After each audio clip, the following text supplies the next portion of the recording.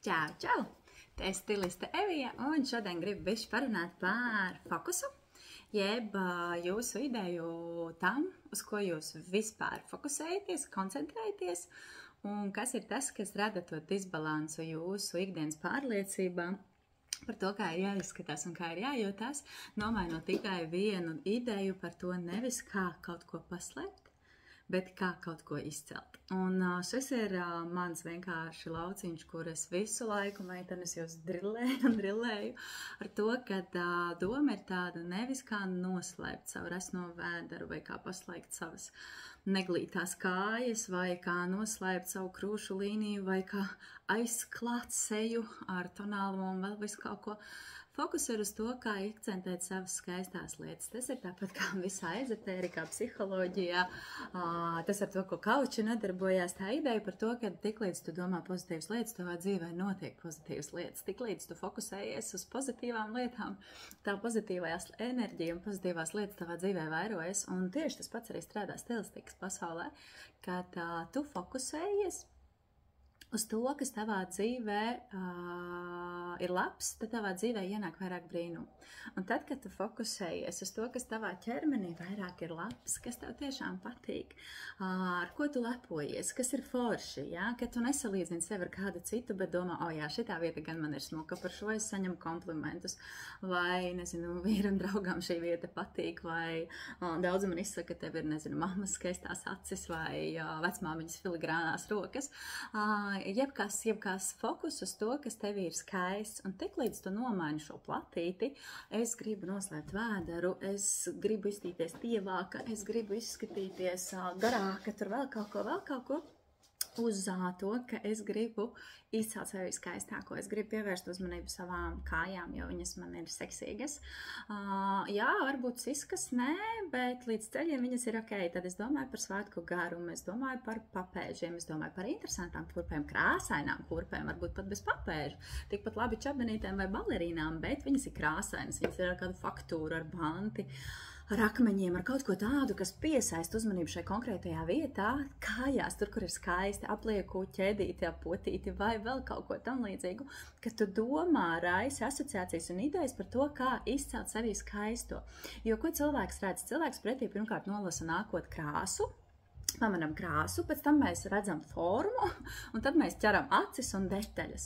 Un ir ļoti svarīgi, lai spilgtās krāsas, lai kaut kas jaudīgs, kaut kas enerģisks, kaut kas spilgts un košs būtu tieši tanīs vietās, kur tu vēlies, lai citi skatās, vai tanīs vietās, kur tu jūties komfortā ar sevi.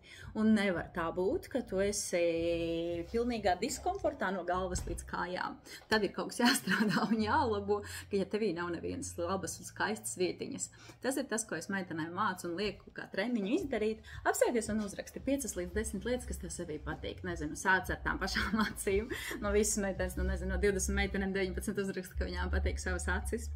Vienalga acis, lūpas, ausis, vaigu līnija, kā plecu kauli, nagi, roku locītavas, nezinu, augšdalmi nepatīk, apakšdalmi nepatīk, ciskas patīk, nezinu, potītes un tā tālāk, ka tu atrod tās vietas, vai man patīk mani mati, vai man patīk mans dupsis, un tad izdomā, kādā veidā es viņu varu akcentēt, jeb izcelt, jeb nomainīt fokusu.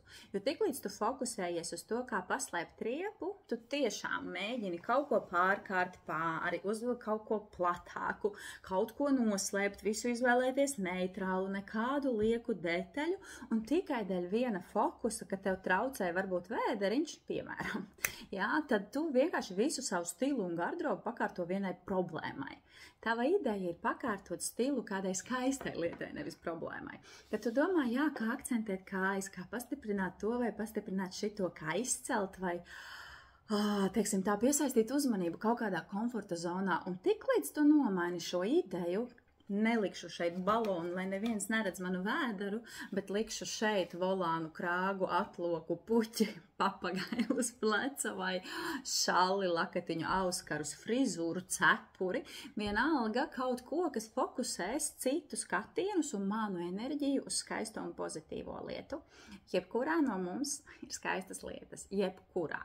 Un tie nav tikai nagi vai acis. Mēs varam braukt arī bišķi dziļāk un bišķi tālāk.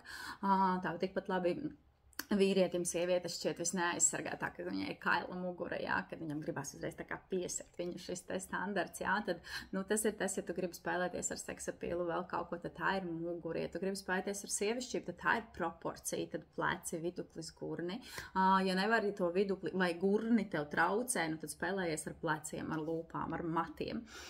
Kaut kādā veidā izdomā, kā atrisināt to savu skaistumu, kā viņu pasniegt un kā viņu izcelt. Nevis hashtags viss ir slikti, man te nav nekā laba, te arī nē, te pa daudz, te pa maz, uzmaucu maisu un eju, ok, ček, neviens mani neredz. Šo te redz, tad, kad dāmas jūs slēpjaties, to var redzēt.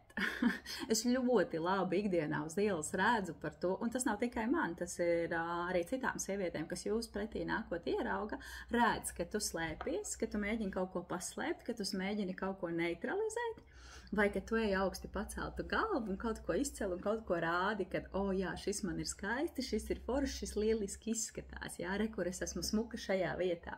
Un smuka konkrētā vietā mēs katru esam citā vietiņā. Līdz ar to apsēdies, uzraksti vismaz 5 lietas, kas tev sevi patīk.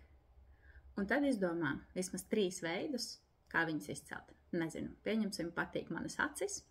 Es veidoju matus, es krāsoju acis, es lieku aksesuārus, auskarus, cepures, matu piespraudes, lentes, vēl kaut ko. Tātad, mājas uzdevums tev pašai, atrast skaistās lietas, kas ir tevī, un veidus, kā viņas izcelt. Un tik līdz tava enerģija un fokus ies uz to, kas tev ir skaists, un ka tu zinās, ka tu to vietu esi pastiprinājis, ka tā vieta izskatās skaisti, un ka citi redz, cik tu esi burvīgi konkrētajā vietā, tās problēma zonas, kas tālā galā ir problēma zonas, viņas vairs nebūs aktuāls, viņas nedursies acīs ne tev, ne citiem. Lai izdodas, pamēģini šādā veidā stratēģiju, nevis kā kaut ko noslēpt, bet kā kaut ko akcentēt.